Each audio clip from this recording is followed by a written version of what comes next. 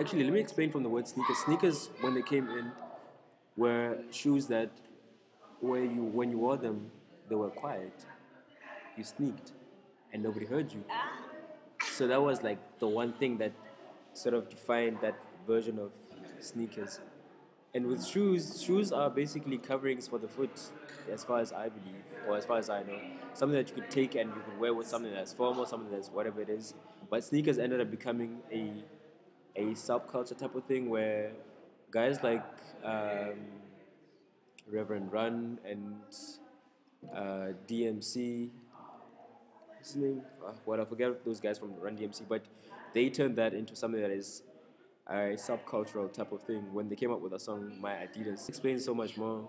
I think I think sneakers are better than shoes, and I think if you have shoes that look like this and they're as comfortable as sneakers, you've reached the platform where the good, the bad, and the ugly comes together to make the most beautiful. I ended up doing is just taking art and instead of just putting it on canvas, on murals and walls and things like that, I've just taken it and put it onto shoes, which is what I love most. But besides shoes as well, I've done it, like I say, I've done it on furniture. I'm actually doing work with furniture designer now. We're going to be doing stuff, furniture for NGO called Rock Girl SA, and we're going to be doing stuff in Musenberg at the, what's it called? The Surface Corner. And then after that, we're going to be taking a few things around. So I'm actually moving away from shoes just a bit. I still love them a lot, but I'm doing stuff that's more functional because I've seen that South Africans still grapple and they're not really, I don't want to say they're not into fashion, but it's very hard for a guy to say, you know what, I want a pair of shoes that's got maybe my face on it or something like that. Like last year I did a lot of stuff for Adidas. When I showed them and proposed the idea, they also weren't really sure. But when they took me to Joburg and Plettenberg Bay, they saw how the reaction was and they really loved it and they started hiring me for different things. So I've seen that it is there, but it's more beautiful and it's more fulfilling when you have something that's functional, like if you can have a bench or have a bicycle or have something that someone can use more than just having it as a personal thing, but having it as a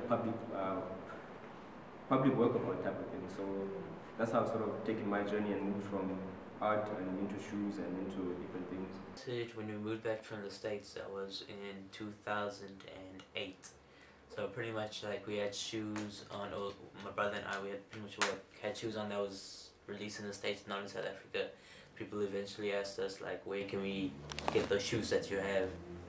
And we pretty much just told them like we can import it, and that's pretty much how it got started. Just word of mouth connections and all that. Stuff like my stuff is I would buy it, maybe after a few years trade it. If I see something like something that I really want, I will take, for instance, one of these or something and just trade it for something else.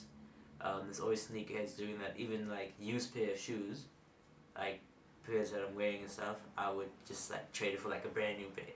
Like there's always stuff like that you can do, because with sneakers, like limited edition sneakers, Jordans and some of your Nikes and all that, the value actually increases instead of depreciates. So it's crazy because like other shoes you check like, but I'm wearing it and like the price is going up. So I mean, yeah, that's pretty much connections with a lot of stores that side as well. So they know me, I know them. And that's pretty much how it was. I mean, this side, even in South Africa, there's a lot of releases that come here, and people pretty much are clueless about the release. It would be like I'm saying, like the Concourse, for example, people are going crazy overseas. It's certain stores went on sale here. So, I mean, that's something good for me. Then I just buy all that, sell it overseas to a store, make a connection, do a trade, just something like that, and then like a hazard or something like this. And I noticed in South Africa, a lot of people don't care if they're wearing fakes. So, I mean, the fakes is a very big problem. People see the exact same shoe for 500 Rand where it's 160 in the shop. They don't really care about the difference. Like, they'll just go for the cheaper one. And that's pretty much a main reason why the sneaker culture won't grow as big. Labor is like really, because the shoes are expensive nowadays. And like even now, I will never stop lay-buying shoes. Like I even got a pair in lay-by now. It's a pair of foam posits. Probably fits Simona when it's my birthday. So I'm not like in a rush to get them, you know. I like strategize what I'm gonna get for this year, mark them off. Okay, playoffs dropping this year, must get them before the end of the year. In social networking, that's the whole thing that like keeps us on par with what's ever going down. And like we with the store owners and stuff, we like tell them, I need to get that, or we need to, or we'll buy those or whatever, you know. But like for me, like 4 or 5 sneakers a year, that's hard, you know. But if I like pick up a bargain at the outlet or something, yeah, I'm getting it. Difference because like you growing up and you starting collecting shoes that you didn't get when you growing up, those guys. Then it's just a guy that has money that can buy anything. You see, like even the new rappers also now, they're just buying all the new Jordans, but I think they're hurting the game in a sense that just because you're a rapper doesn't mean you have to wear Air Jordans. The shit even doesn't even look properly on the feet, you know. But just because you can afford them doesn't mean that doesn't make you a sneakerhead. Like you have to know the roots of the sneaker, why do you want it, all that stuff, you know. Yeah. So People that can talk like a whole day just about something. I think those are the guys that are called heads. Not just you buying all the new sneakers that you see in the shop. You know? Yeah, like me and the Brasser meet up. I think we fucking talk about sneakers all day. Like I said, where I'm from, you have to like look good in the hood, you know. No way about it. And, like you have to wear a fresh pair at least. Like now I'm fortunate enough to go back and pull out a pair that I haven't had on in a year, where I used to get only 1 pair a year. You see, so now I can go back and like just blow off the dust and me rock this a little bit. You know? Wear it with respect, you know. You look after your shit and stuff. Other time I just wear it like a whole week or whatever. I don't care. See, and now you learn to appreciate it. You buy some slippers like when you're in the house. You're not gonna wear Air Jordans in the house just because you're in the house, you know. Yeah. I don't think I'll ever stop doing what we're doing. Keep looking good. Don't lie to yourself. Don't buy things because you know those guys or what, that guy or what. Do things, follow your heart, you know. You know, that's the main thing. Just do you. That's the best.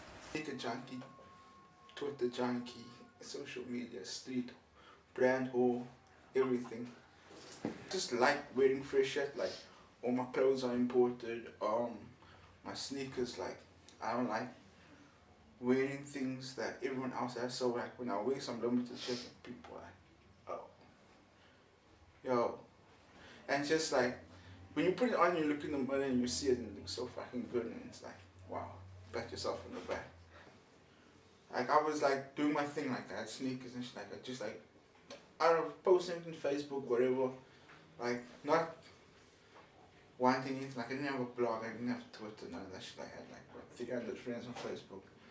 I was just like posting it up, doing my thing, and then Nike started to launch a store in Cape Town, and then I was also out working for Instant Grass at the time, and Instant Grass had Nike as one of their clients, and then I guess I was just in the right place at the right time, and then Instant Grass said, no, let's just shoot a video at your house, going through your collection, see what happens. And we went and we shot the video. They asked me some questions, and they sent it off to Nike, and Nike was like, wow, like we didn't know people like this existed in South Africa. And then like, it was like a month later, got a call from them saying, yo, we heard about you, let's work together. And then the rest of the history. I'm a huge fan of Air Maxes. I think they're the most comfortable shoe ever. I even made one of our biggest songs, a track called Il Skillionaire, right? So it's basically about, it's just a fun song basically, very fun song where I talk about, you know, my dress code, my uniform, my street uniform, which is crew necks and Air Maxes. So at that stage when I wrote the song, I was heavy into like the crew necks and the Air Max match basically. So this I got through, you know, our Nike sponsorship deal. So they kept sending me sneakers, you know, on a monthly basis, and all I asked for was Air Maxes, you know.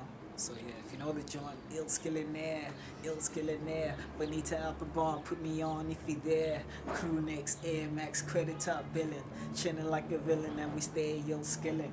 So yeah, so I can't remember when exactly when I got this, but yeah.